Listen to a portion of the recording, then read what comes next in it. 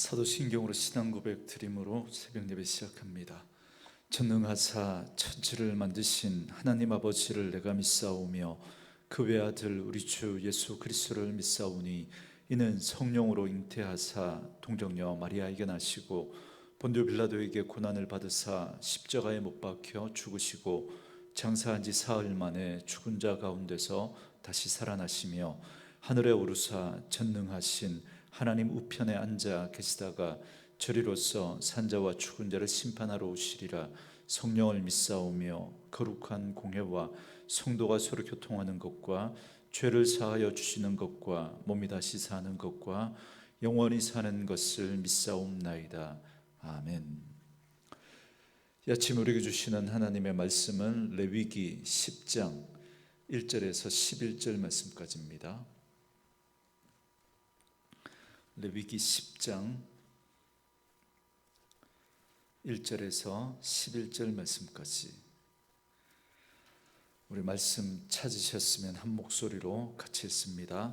아론의 아들 나답과 아비후가 각기 향로를 가져다가 여호와께서 명령하시지 아니하신 다른 불을 담아 여호와 앞에 분향하였더니 불이 여호와 앞에서 나와 그들을 삼키매 그들이 여호와 앞에서 죽은지라.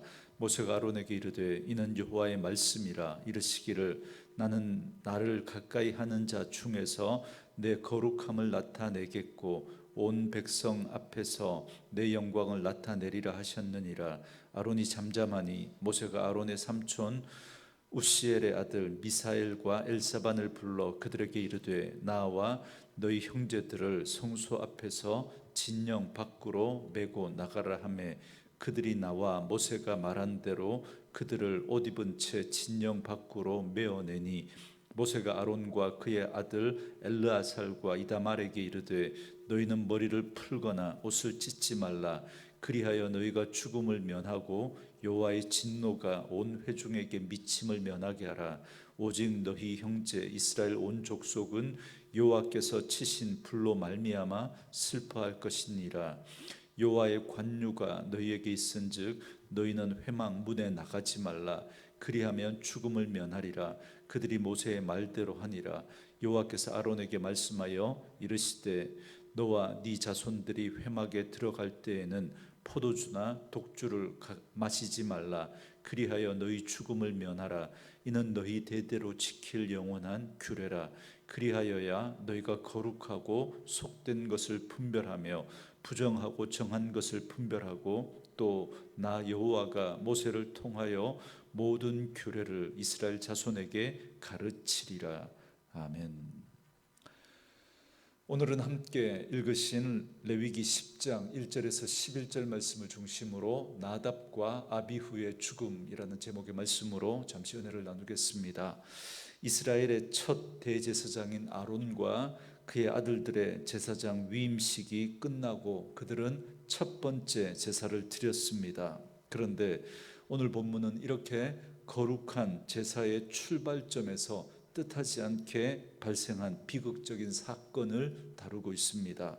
1절 말씀해 보시면 아론의 아들 나답과 아비후가 각기 향로를 가져다가 여호와께서 명령하시지 아니하신 다른 불을 담아 여호와 앞에 분향하였더니 그럽니다.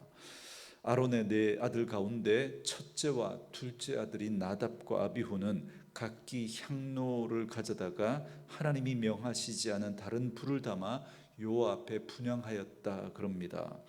여러분, 분향을 할 때 향로 안에 들어가는 숯불은 반드시 항상 피워져 있는 번제단의 불을 가져와야만 합니다. 그런데 나답과 아비후는 임의로 다른 불을 향로에 담아서 분향한 겁니다. 그러자 불이 여호와 앞에 나와서 그들을 삼켜 그들이 여호와 앞에서 죽게 되었다 그럽니다.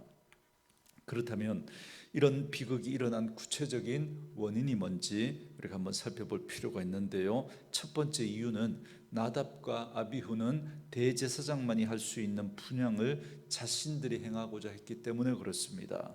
출애굽기 30장 7절과 8절 9절 말씀해 보시면 하나님께서는 대제사장에게 하루에 2차례 등불을 끄고 켤 때 분향하도록 하나님이 명령하셨습니다.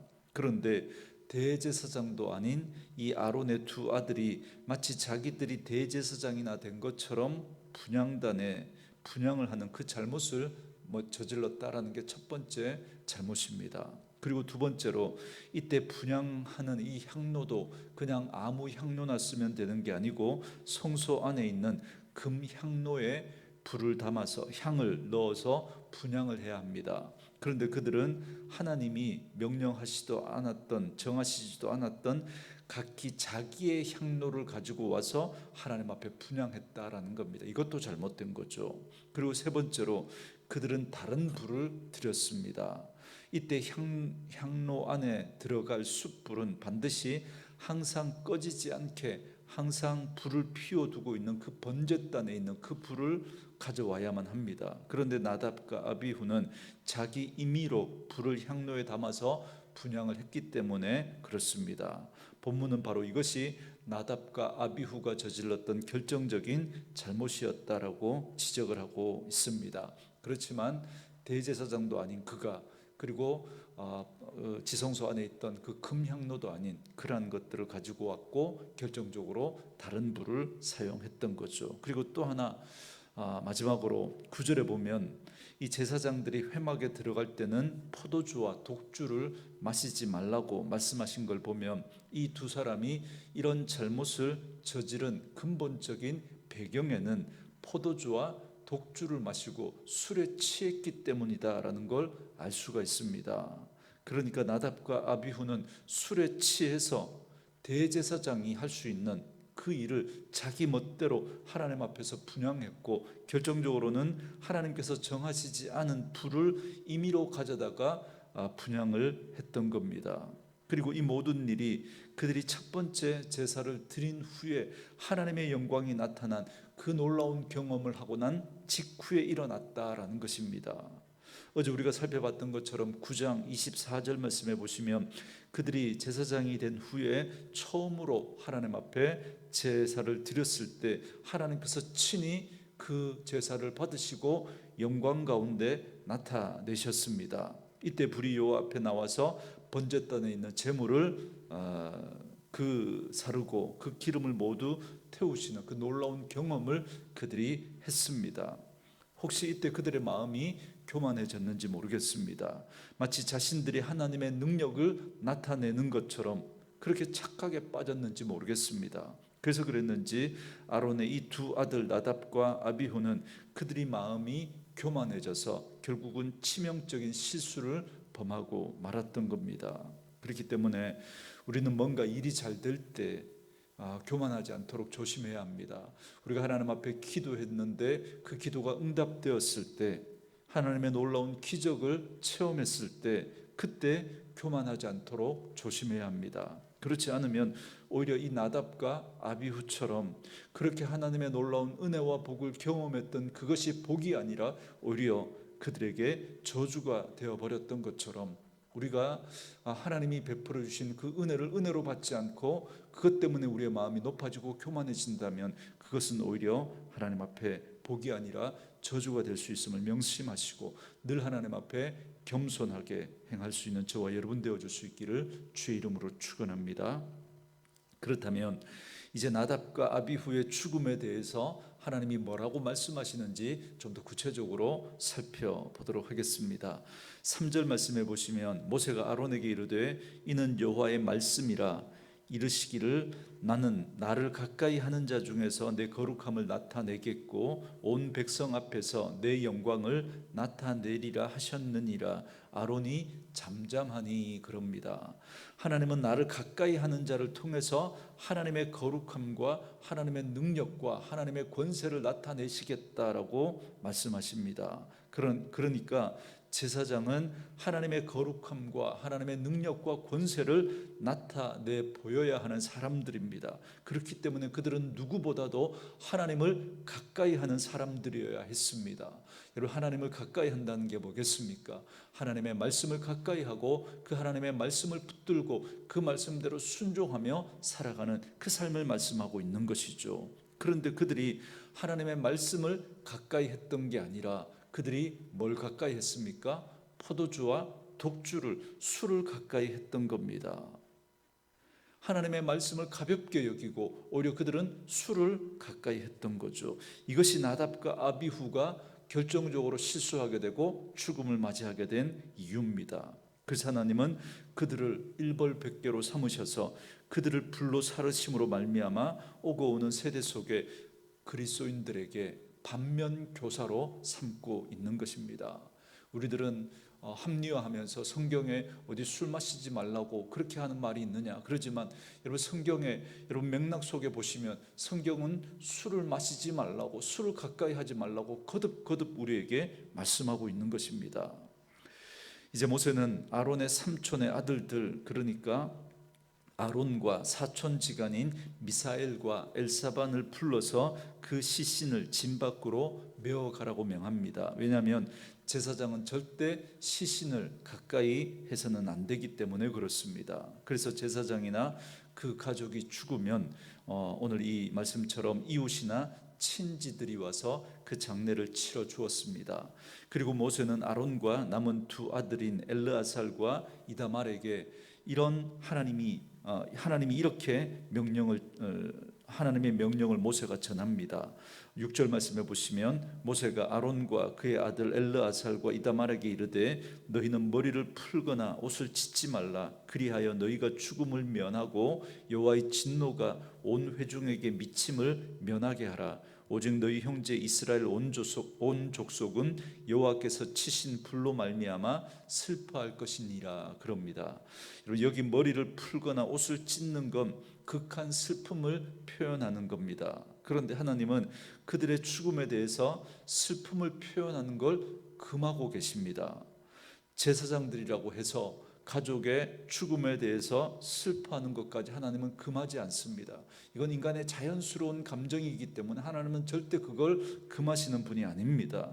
그러나 나답과 아비후의 이 죽음의 경우는 하나님의 심판으로 죽은 죽음이기 때문에 그 죽음에 대해서 슬퍼하지 말라고 명령하고 계신 겁니다.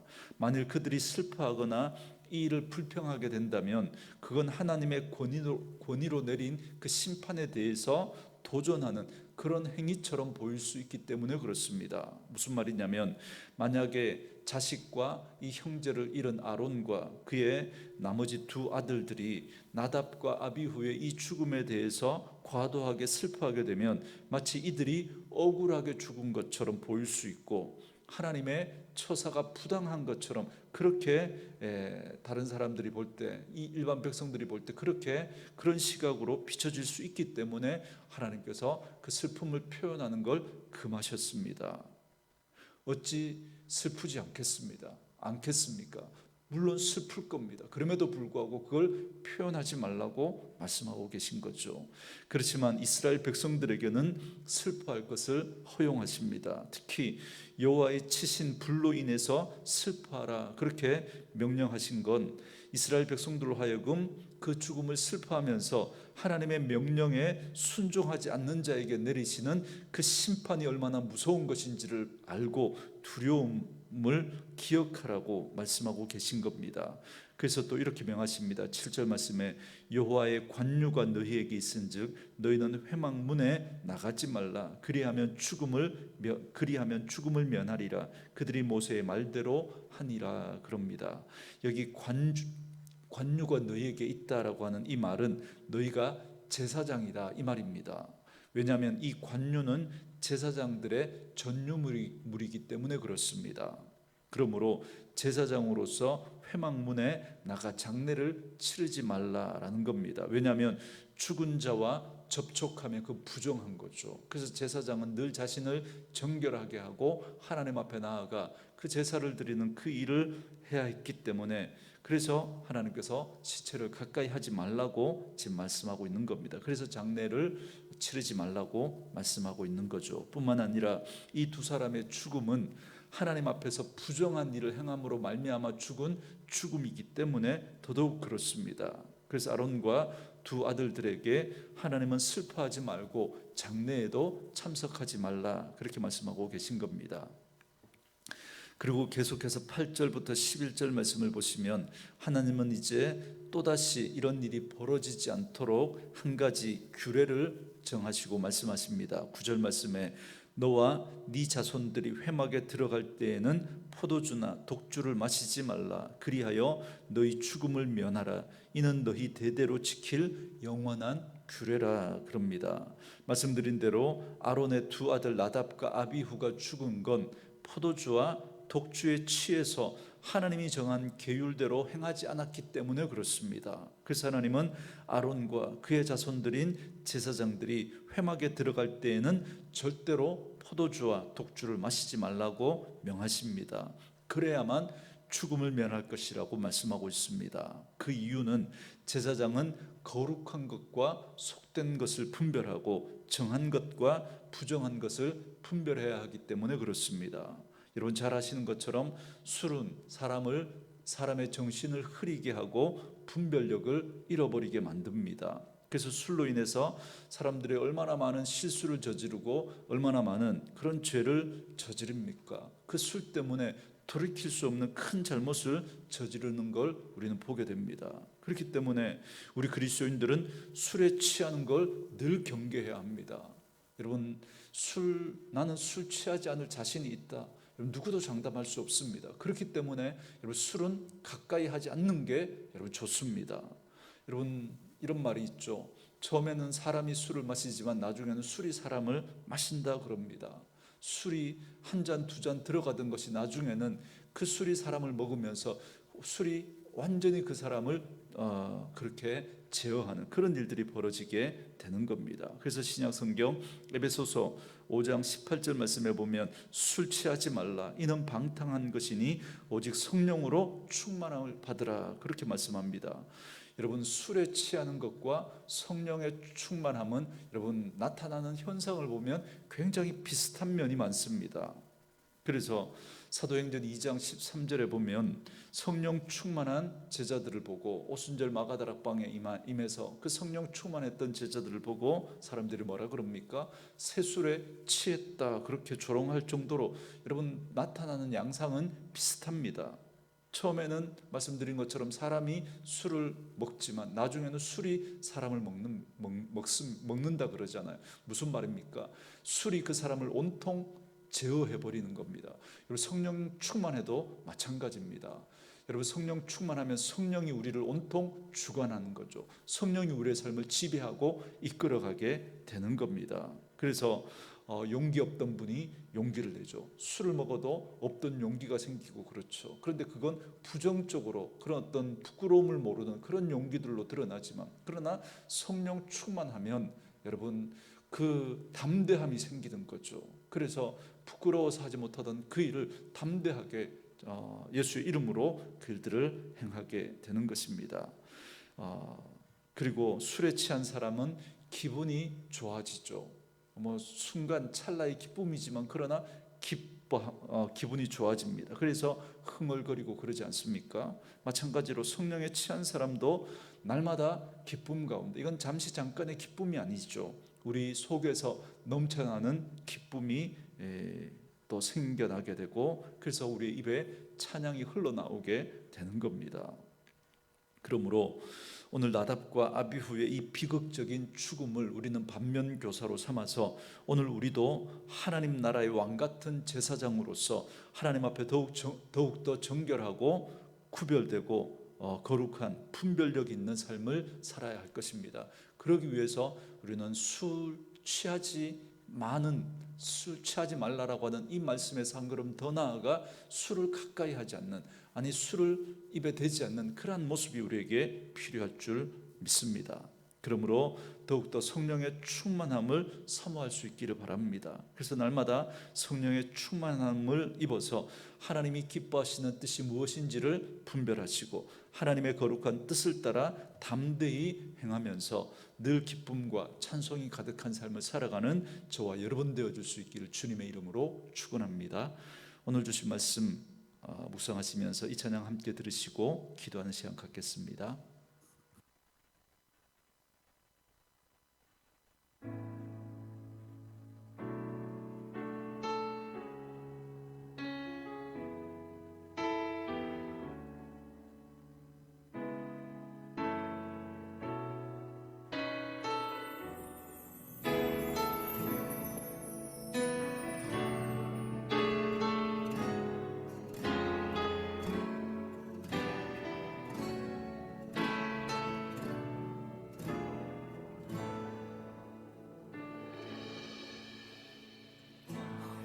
시절 지날 때 깊은 한숨 내쉴 때 그런 풍경 보시며 단식하는 분 있네. 보와 같이 너희를 버려두지 않으리. 내가 너희와 영원히 함께하리라. 성령이 오셨네. 성령이 오셨네. 내 주에 보내신 성령이 오셨네. 우리 인생 가운데 신이 찾아오셔서 그 나라 꿈꾸게 하시네.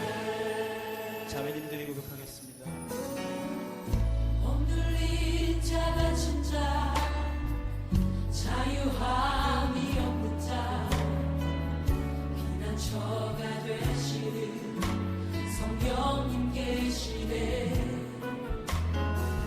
주의 영이 계신 곳에 참 자유가 있다네.